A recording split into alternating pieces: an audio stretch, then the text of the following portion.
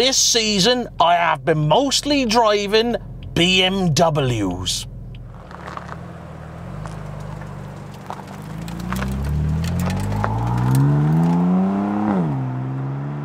Hello everybody. Now you might not know this, but of all the brands of car I've actually ever owned, by far the most numerous is BMW. And to date, I've had, I think, about 9 of the things. First there was my E46 330ci Club Sport, a car that I really love and today I still consider one of the best I ever owned. Then I had a somewhat ill-fated E36 325i track car that if I still had it would certainly be worth more than I paid for it. I had a Z4M Coupe, a 645ci, I even owned a 130i twice, the one and only car where I've ever done that, and I'm sure there are more than a few that I've forgotten along the way too.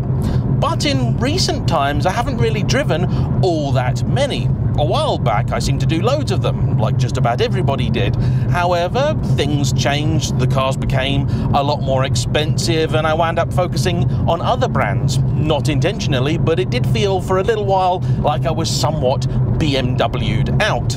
And then, in the last month, that all seemed to change because I drove an E46 M3, a sadly still very disappointing car, an E30 325i convertible, a real highlight and a bit of a gem that, and then most recently the M240i, the darling of the Motec crowd and just about the best value sports slash saloon slash coupe thing you could buy pre-COVID. And now today I am sort of revisiting a car that I kind of have driven, I'll explain fully in a moment, that I think is actually one of the best BMW have produced in the last decade. This is the M4 CS.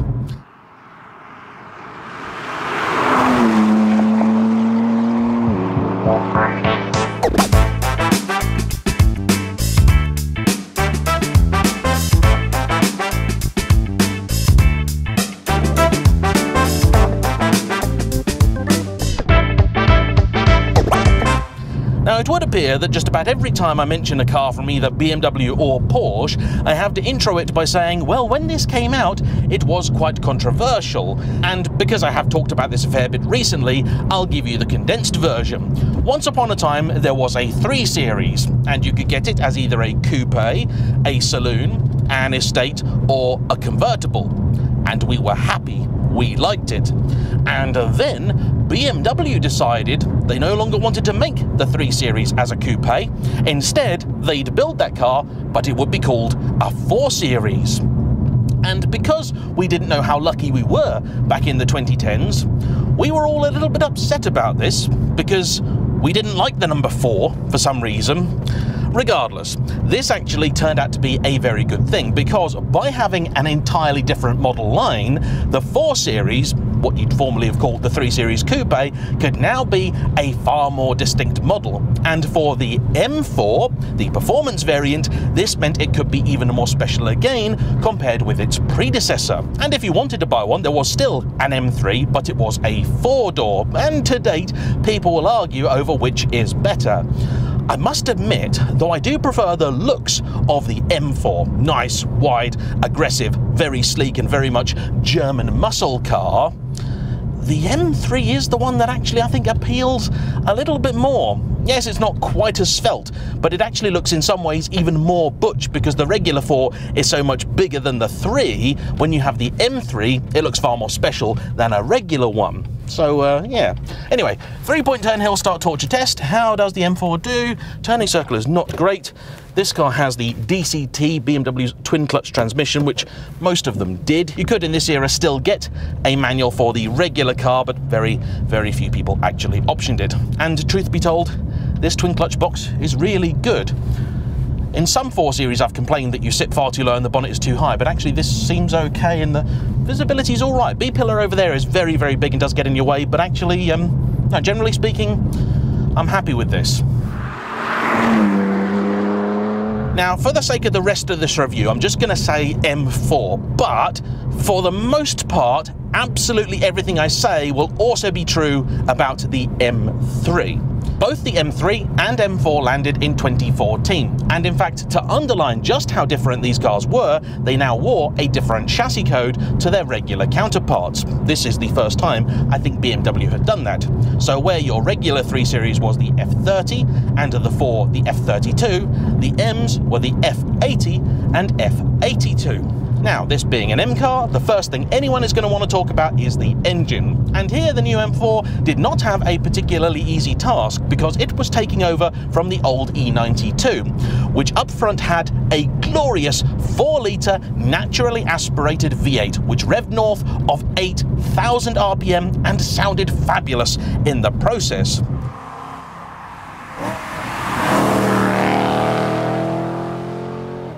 For this, though, they returned to the classic BMW formula of a straight 6, but with a pair of monoscroll turbochargers attached. And on paper, there didn't really seem to be much point in all of that, because it only made some 11 horsepower more than the outgoing model, at 431 horses. However, as you would expect with the transition from a naturally aspirated to turbocharged car, though the displacement was down from 4 to 3 litres, torque was up by over a third, now 406 pounds-feet. That's 550 Newton-meters. In other words, a lot. And for this generation, the cars were still all rear-wheel drive. But once people did actually start to drive the new car, it is fair to say that opinions were somewhat mixed, because though many liked the looks of the thing and the concept of it and the practicality, you've got plenty of room here for 4 adults, there's a big boot, and it is a lovely car full of glorious details like that beautiful carbon fibre strut brace, the actual driving experience was a little wonky. Yes, the car made lots and lots of power and torque, but the way it delivered it was not sophisticated at all. One of the joys of the old naturally aspirated engines is you could meter out that power with pinpoint precision. But here, you could almost tell that BMW didn't really have masses of experience with performance turbos, because when they did light up at something like 2000 RPM, the car delivered a savage amount of twist, and it was very unsettled on occasion. In fact, in many ways I consider the early M4s to be the Mos Eisley Cantina of cars, because at 2000 RPM, those turbos wake up and the car says, "He doesn't like you." And then, once you do finally get traction and you're going along, you go for a gear shift in the twin clutch, it then snapped so violently, it went, "And I don't like you either." And it was all just a little bit, yeah, sketchy, which is not very good.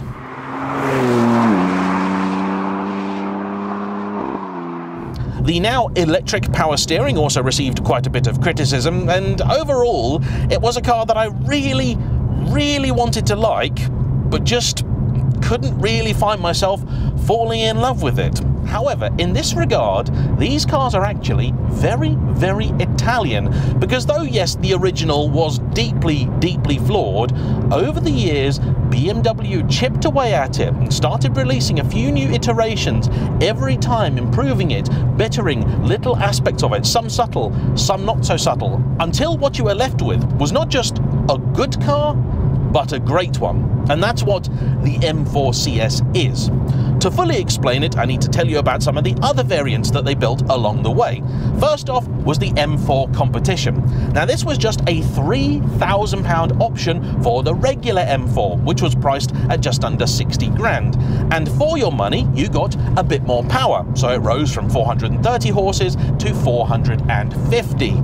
You also got a retuned chassis, which was lower, stiffer, a tiny bit more track orientated, but was also regarded as being just a little bit better overall. And for the very small sum of money that BMW were offering, the Competition seemed to be a no-brainer. The next variant was nowhere near as subtle, the M4 GTS, and following on from the E92 M3 GTS, this was a very hardcore and more overtly track-focused car. That then made 500 horsepower, had numerous trick features including water injection for the engine, OLED lights at the back, even more carbon fibre for lighter weight and better performance, but at more than double the price of a regular M4, most thought that it just wasn't wasn't worth it. And more to the point, it was allegedly far too stiff to be enjoyable on the public roads. I have never driven one, so I couldn't say. I'd love to, and in some ways they're actually quite good value, because the old E92 M3 GTS commands serious money today. The M4, nowhere near as much. BMW then realised there was a gap in the market for a car a little more hardcore than the competition, but far less so than the GTS. And that's this, the CS. So they started with an M4 competition. They reused effectively the same suspension setup, although trying to work out exactly what was and wasn't carried over has been difficult, because some magazines have said, oh, it's different dampers and springs, and even BMW themselves in their original press release didn't say that, so I suspect that may be an error. What they did do, though, was recalibrate the suspension. In fact, all of the electronic aids of this car have been set up specifically for the CS, and one of the reasons they did that is because from the factory, this car came with Michelin Pilot Sport Cup 2 tyres. The obvious idea being that this is a car aimed at the high-performance driver, although in their own press release, BMW do explicitly state this car was not developed for the track. It has bespoke wheels, which do look rather nice, and are 19 inches at the front and 20 at the rear. And not only does it have Cup 2s, they're also fairly chunky. 265 wide at the front and 285 at the back. On paper, modifications to the engine appear to be subtle, with the car gaining some 9 horsepower over the competition for a total of 460 horses, though it does make the same torque as the GTS, 443 pounds-feet, that's 600 newton-meters. Sadly, although I think really probably for the best, there was no manual option for these cars, all of them coming equipped with the 7-speed DCT. The exterior was also given a subtle reworking, and the car gained a gorgeous carbon fibre bonnet, I believe lifted from the GTS, which has really gone on to become one of the standout pieces of the M3 and M4 CS. You've also got a little splitter at the front, bespoke to the CS and deliberately not quite as aggressive as the GTS. There are then a few other cosmetic tweaks throughout, although I should point out that the carbon fibre, possibly carbon fibre look side cells on this are an aftermarket M Performance accessory, as is this steering wheel complete with LEDs on the top. At the back, you've now got a little carbon fibre lip spoiler, which I really rather like, and this one is finished in San Marino blue, the signature colour of the CS and one of my all-time favourites.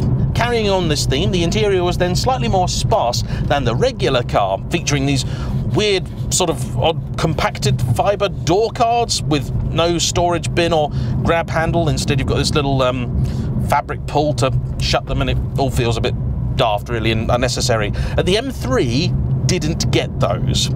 You do though still retain the rear seats, where the GTS instead had a cage, and so if you wanted to, you could drive this every day.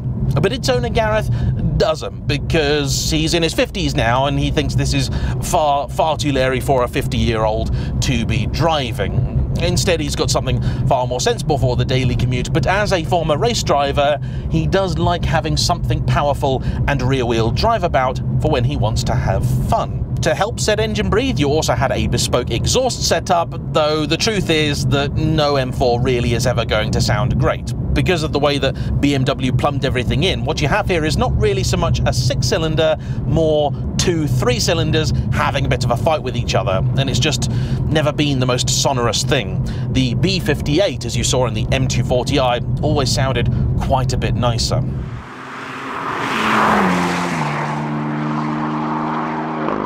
In case you were wondering, the carbon fibre roof is actually standard M4. It's very, very nice, and the overall weight difference between this and the regular car was fairly minimal, in the order of some 20 kilos. The highlight for me really is these seats, which are absolutely beautiful. And on paper, the CS was a car that was very, very tough to make the case for, because you had only a little more power, a hair less weight, and yeah, sure, the numbers were a touch better, but this, when new, was £90,000. And so on paper, the M3 and M4 CS never really made all that much sense, because you have only a hair more power, a fraction less weight, and these are numbers you could have easily achieved yourself for far, far less. And that meant that a lot of people just sat there and went, yeah, we know it's got good reviews, but that's a lot of cash. And so they sort of sat around for a little while, and BMW dealers then started doing discounts. Remember those? However, there is a reason that journalists raved about these cars, because, again, like many Italian cars, though all of the changes that BMW made over the years may appear subtle, the effect is not.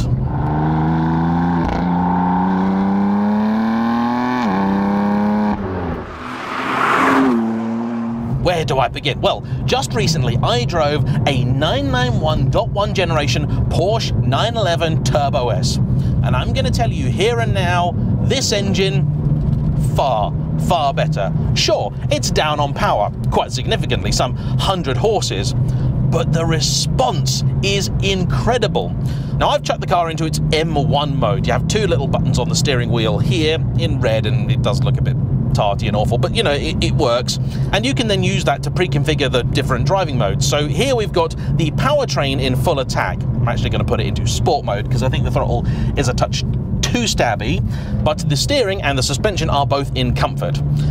And set up like that, this car is ruddy marvellous. Oh, it's got so much go in it.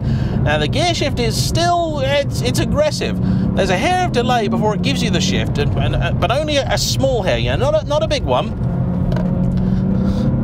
But the grip of this thing is amazing. It can put that power down, certainly when it's dry, the tyres are warm. But the biggest change for me is the steering. And this is an area where BMW spent a lot of time calibrating the CS to be just right. And it's really paid off, because you see, we're in standard, guys. This is a car whose chassis I just don't trust. Now it's one where I can have a lot of fun. That suspension also really does work. Yes, at lower speeds it's overly harsh, and if you do want to put it in one of its sportier settings, I'm now in sport, you feel everything. I mean, Sport Plus, let's just for science do it, but it's not the worst I've actually ever felt, but yeah, comfort is the one for the road. And at 60 mile an hour, it just flows. This car has a heads-up display which gives you all the information you need, effectively gear, speed, and rough revs. And it's brilliant. Absolutely brilliant. You do still have to respect it on corner exit. You can still feel that there is a lot of power and torque going through just two driven wheels, and that M differential is being somewhat taxed. However, if we're lucky, we can turn around before... Oh, yeah, did not intend to do that. Sorry, Gareth. Let's get rid of those stones. Oh, let's put my foot down.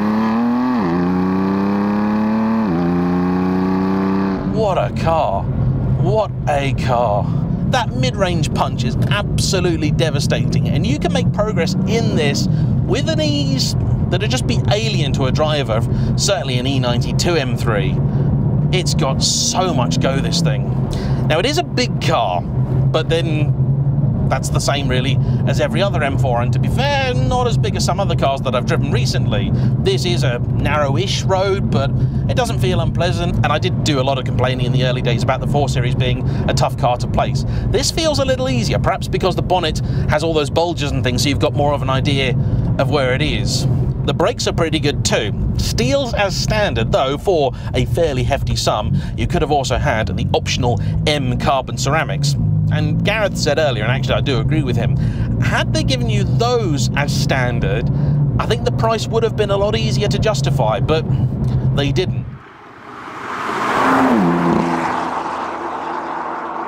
In any case, these were some of the best brakes that had ever been fitted to an M3, or obviously by this time M4. Historically, they'd never been quite so good, and always somewhat lacking compared to the Porsche equivalent.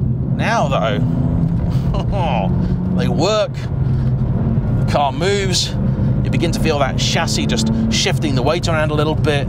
It's interactive, it's engaging. I'm pretty certain too that the way the traction is set up in here is very much the same as the M2 CS. So even without the MDM mode, that's M dynamic, the halfway house for traction, without that engaged, the car will still move just a little bit at the back, but when it does intervene, it's not abrupt. You can sense that, yep, it's getting a little squirrely, but you're still making good progress, and the car is not cutting anything. It's just doing a nice job, just metering the power out perfectly and keeping you going in a straight line. Very well set up, this. I absolutely know for a fact this is going to be seen as heresy. I would have one of these any day of the week over an E46 M3. I just would. I'd like my neighbour to have the E46 M3 because I like looking at them and I much prefer listening to them over this. Now, one detail about this specific car I'm just not sure about. In 2018, like for every manufacturer, BMW had to start fitting particulate filters to cars. And with this, that also came at the cost of the carbon fibre torque tube that the M4 had as standard. But this does sound quite fruity, so there is a small possibility it's just an earlier car that was built before the regulations came in and then registered afterwards. But I'm not sure. If there's an easy way to tell, please, somebody let me know. I was impressed that actually it has Android Auto and Apple CarPlay as standard. That's nice. Even in 2024, that's a miracle to get from a Porsche. I'm not sure Bentley even do it at all. Very weird. I also adore the simplicity of the dash. Mostly analog dials with a little strip of digital at the bottom, and your iDrive screen over here is now adorable, how small it is. But it works. You don't need any more. Many years ago, when these were new, my buddy Michael bought an M3 CS, and I remember back then being amazed at just how different it felt and how exciting a car it was. Here and now, I feel exactly the same way, but of course, that was a long time ago. A lot has changed, including the price.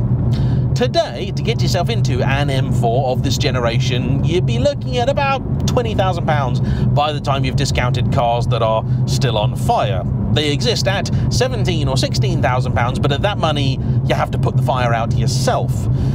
£25,000 will get you comfortably and happily into an M4 competition. Some of them with quite nice specs, and they occasionally did funky colours as well. And these do still command a premium, but they start now at £40,000. And I know the argument still exists that you could look at one of these and go, yeah, well, but for a matter of a couple of grand, I can easily have one of these remapped, make a lot more power, and if I want, I could fit a lightweight battery or something, and you'll have the same car at the end.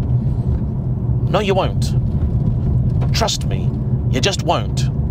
Although I will say, these sticky Cup 2s, I keep panicking because every now and again it just grabs a stone and throws it at the back of the car, and I panic and worry one of my cameras has fallen off, but I'm fairly certain that they haven't. But this thing truly is more than the sum of its parts. I think if I was going to have one, I'd stick with the M3. It is slightly more practical. These silly door cards do nothing for me, and it's maybe an even cooler car than the M4. But before I give it my full recommendation, in the name of science, there is one thing I have to do, which is take it down the roller coaster. You see, this is where cars with overly aggressive suspensions and poor steering really get shown up. This is where my camera will fall off if something isn't quite right. Incidentally, I haven't really noticed the steering wheel doing anything, but then I haven't been looking at it. It's got buttons on it so you can do stuff, but I mean, they don't really seem to do much. So here is the roller coaster. Let's let these cars go past. And as you can see, this is not a particularly smooth surface. Let's go.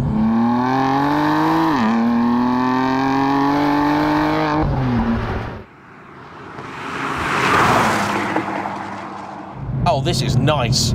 This is really, really nice. Yep, through here. Oh, wow.